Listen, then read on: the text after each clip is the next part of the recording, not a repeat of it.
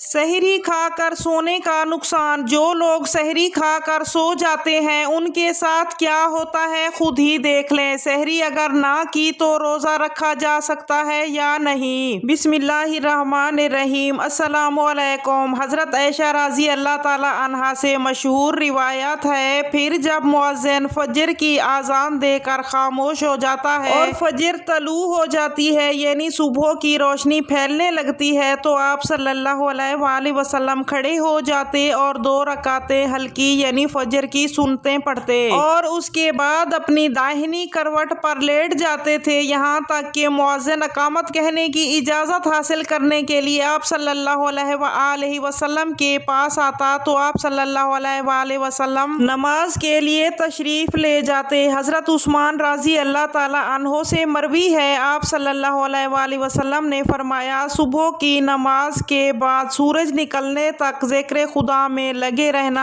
رزق کے حصول میں باعث نفع ہے، اس بات سے کہ طلب رزق میں دنیا کے کونے کونے میں پھرتا رہے۔ حدیث کا مرتبہ موضوع سند میں ابو داؤد سلیمان بن عمرو نخفی ہے جو کذاب ہے۔ ترجمہ: حضرت فاطمہ رضی اللہ تعالیٰ عنہا بیان کرتی ہیں، میں صبح کے وقت سوئی تھی کہ رسول اللہ صلی اللہ علیہ وآلہ وسلم میرے پاس سے گزرے اور آپ نے مجھے پاؤں سے ہلایا اور فرمایا، بیٹی اٹھو، اپنے رب کی طرف سے رزق کی تقسیم میں شامل ہو جاؤ اور غفلت شعار لوگوں کی عادت اختیار نہ کرو۔ اللہ تعالیٰ طلوع فجر سے آفتاب تک لوگوں کا رزق تقسیم کرتے ہیں۔ حضرت انس بن مالک رضی اللہ تعالیٰ عنہ کی روایت۔ ترجمہ: تلاش رزق کی خاطر نماز فجر سے طلوع آفتاب تک مت سویا کرو۔ حضرت انس سے اس بات کی وضاحت طلب کی گئی تو فرمایا، اس وقت 70 مرتبہ تسبیح، تکبیر و استغفار میں برکت ہوتی ہے۔ حضرت ابو داؤد فرماتے ہیں کہ ہم صبح کی نماز پڑھنے کے بعد حضرت عبداللہ بن مسعود رضی اللہ تعالیٰ عنہ کی طرف گئے اور دروازے سے سلام کیا تو انہوں نے ہمیں اجازت دے دی، مگر ہم تھوڑی دیر دروازے کے قریب ٹھہرے رہے تو ایک باندی آئی اور اس نے کہا، تم اندر کیوں نہیں داخل ہو رہے؟ تو پھر ہم اندر داخل ہوئے تو حضرت عبداللہ بیٹھے تھے اور تسبیح پڑھ رہے تھے۔ انہوں نے فرمایا کہ تمہیں کس چیز نے اندر داخل ہونے سے روکا ہے جبکہ تمہیں اجازت دے دی گئی تھی؟ تو ہم نے کہا کہ کوئی بات نہیں سوائے اس کے کہ ہم نے خیال کیا کہ گھر والوں میں سے کوئی سو رہا ہو۔ تو حضرت عبداللہ رضی اللہ تعالیٰ عنہ نے فرمایا کہ تم نے ابن ام عبد کے گھر والوں کے بارے میں غفلت کا گمان کیا۔ راوی نے کہا، پھر حضرت عبداللہ نے تسبیح پڑھنا شروع کر دی یہاں تک کہ پھر خیال ہوا کہ سورج نکل گیا ہے تو باندی نے فرمایا، دیکھو سورج نکل آیا ہے۔ متعدد روایات میں ہے کہ اللہ تبارک و تعالیٰ صبح صادق سے لے کر صبح آفتاب تک مخلوق کے لیے رزق کی تقسیم کرتے ہیں، یعنی جو لوگ اس پورے وقت میں غافل رہتے ہیں وہ رزق کی برکت سے محروم رہتے ہیں۔ حدیث میں یہ بات معلوم ہوئی کہ یہ ممانعت صبح صادق سے لے کر طلوع آفتاب تک پورے درمیانی وقت میں سونے میں ہے اور اس وقت سونا غفلت شعار لوگوں کا رویہ ہے، اسی طرح سلف کے تعامل کے خلاف بھی ہے۔ نبی کریم صلی اللہ علیہ وآلہ وسلم کا طریقہ کار یہ تھا کہ جب فجر کی نماز پڑھ لیتے تو سورج طلوع ہونے تک اپنی نماز کی جگہ پر بیٹھے رہتے تھے اور ذکر و اذکار میں مشغول رہتے۔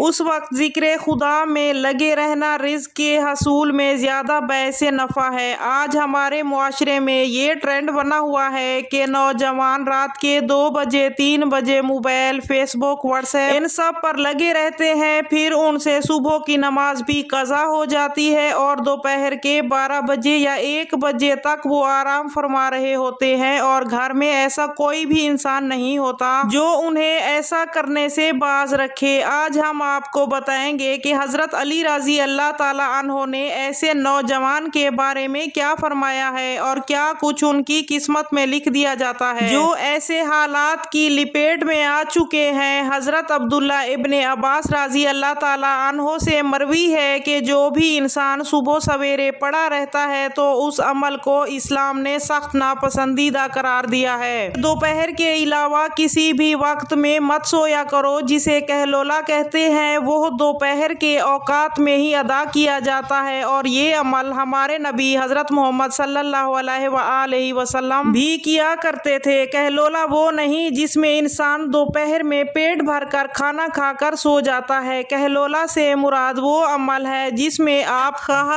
کھانا کھا چکے ہیں یا نہیں، بس تھوڑی دیر آرام کرنا دوپہر کے اوقات میں، تاکہ آپ کا جو باقی کا دن ہے وہ صحیح سلامت گزرے اور آپ کے دن کے باقی حصے میں آپ اچھی طرح اپنے کاموں کو سر انجام دے سکیں۔ حضرت علی رضی اللہ تعالیٰ عنہ نے فرمایا کہ میں نے اللہ کے نبی صلی اللہ علیہ وآلہ وسلم سے سنا تھا کہ کھانا کھا کر فوراً نہ سویا کریں، کیونکہ اس سے انسان کے دل میں بھی سختی پیدا ہو جاتی ہے۔ اور آج کی تاریخ میں تو یہ بات اس حد تک آ پہنچی ہے کہ یہاں پر ڈاکٹرز کا بھی یہی ماننا ہے کہ اگر انسان کھانا کھا کر فوراً سو جاتے ہیں تو وہ دل کے مرض میں مبتلا ہو جاتے ہیں، اور یہی بات 1400 سال پہلے نبی صلی اللہ علیہ وآلہ وسلم نے فرمائی تھی۔ اب آتے ہیں حضرت علی رضی اللہ تعالیٰ عنہ کے اس ارشاد کی طرف جو انہوں نے فرمایا تھا۔ جب ایک مرتبہ حضرت علی رضی اللہ تعالیٰ عنہ کی خدمت میں ایک شخص حاضر ہوئے اور فرمانے لگے، یا علی، صبح سویرے جو انسان پڑا رہتا ہے اس کی قسمت میں کیا کچھ لکھا جاتا ہے؟ تو جواب میں حضرت علی رضی اللہ تعالیٰ عنہ فرمانے لگے، اے اللہ کے بندے، میں نے نبی صلی اللہ علیہ وآلہ وسلم سے سنا کہ جو بھی انسان صبح کے اوقات میں سویا پڑا رہتا ہے وہ فجر کی نماز بھی قضا کر بیٹھتا ہے، اور یا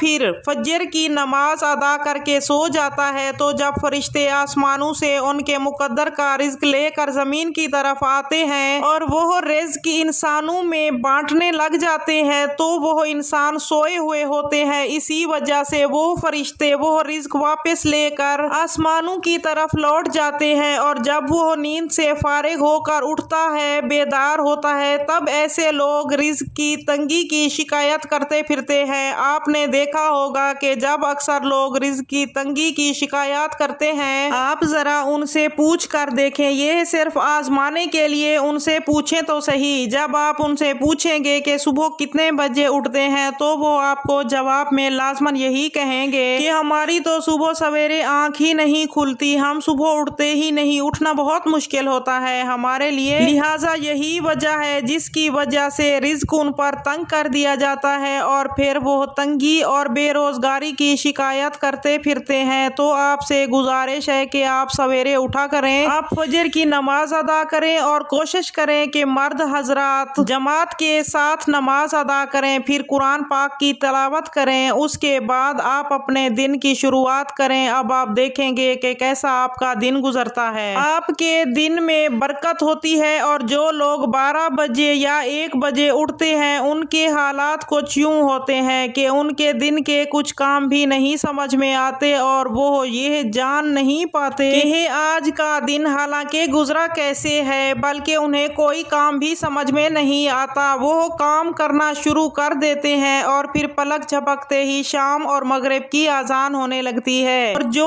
انسان صبح سویرے جاگتے ہیں وہ اپنے کام بھی بھرپور طریقے سے سر انجام دے پاتے ہیں، ان کے رزق میں بھی برکت ہوتی ہے، اور وہ ایک پرسکون اور خوشحال زندگی بسر کرتے ہیں۔ ان کی تندرستی کی بھی کوئی شکایت نہیں ہوتی کہ وہ کسی بیماری میں مبتلا ہے، وہ تندرست ہوتے ہیں، ہر بیماری سے فارغ ہوتے ہیں۔ رمضان کے مہینے میں انسان کے صرف کھانے پینے کا شیڈول متاثر نہیں ہوتا بلکہ سحری میں جاگنے کے سبب دن بھر کی نیند کا شیڈول بھی متاثر ہوتا ہے، جس کی وجہ سے کچھ بے احتیاطیوں کی سبب رمضان کے مہینے میں جہاں صحت بہتر ہونی چاہیے وہاں پر صحت نہ صرف خراب ہوتی ہے بلکہ مختلف بیماریاں بھی پڑ جاتی ہیں۔ روزہ رکھنا صحت کے لیے بہتر ہوتا ہے، مگر جو لوگ رمضان میں سینے میں جلن، گیس اور اس جیسی دوسری بیماریوں کا شکار ہوتے ہیں ان کا سبب روزہ نہیں بلکہ ان کی اپنی غلطیاں ہوتی ہیں۔ سارے دن کے روزے کے بعد جو لوگ پہلے سے ہی کسی بیماری میں مبتلا ہوں ان کی سحر و افطار کی جانے والی کوتاہی ان کے گلے کا ہار بن جاتی ہے۔ ایسے ہی کچھ غلطیوں کے بارے میں ہم آپ کو آج بتائیں گے۔ جو لوگ باقاعدگی سے ورزش کرنے کے عادی ہوتے ہیں وہ سحر یا افطار کے شیڈول کے سبب